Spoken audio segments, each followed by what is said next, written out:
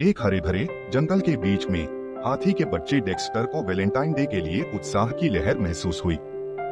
वह उसकी दोस्त पेप्सी बेबी ऑक्टोपस के लिए कुछ विशेष बनाना चाहता था।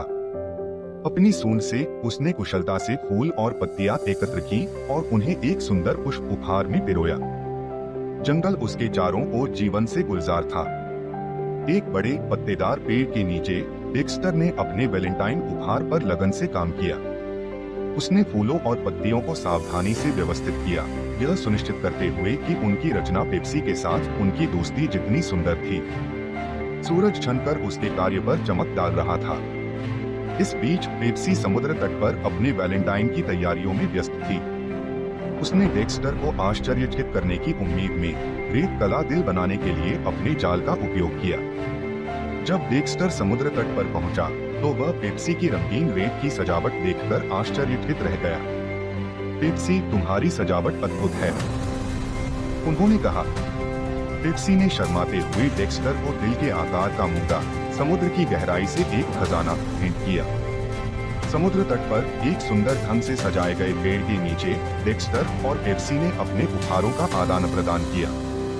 उनके उपहार दोस्ती से एकजुट होकर दो अलग अलग दुनियाओं के मिलन का प्रतीक थे। इसके बाद पेप्सी डेक्स्टर को अपनी दुनिया के आश्चर्य दिखाने के लिए उथले पानी में ले गई। डेक्स्टर मंत्रमुग्ध था और पेप्सी उसके साथ अपने घर की सुंदरता साझा करने में प्रसन्न थी। पानी में डेक्स्टर और पेप्सी ने मूंगे के चारों ओर नृत्य किया।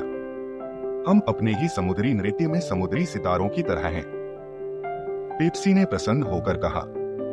उनकी हंसी और खुशी पानी में गूंज रही थी, जो उनके अनूठे बंधन का उत्सव था।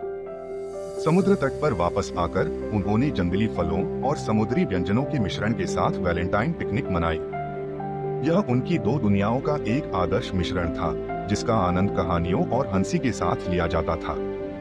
जैसे ही सूरज डूबा, आकाश को गुलाबी और नारंगी रंग में रंगते हुए डेक्स्टर और पेप्सी ने हमेशा एक दूसरे के लिए विशेष वैलेंटाइन बने रहने का वादा किया।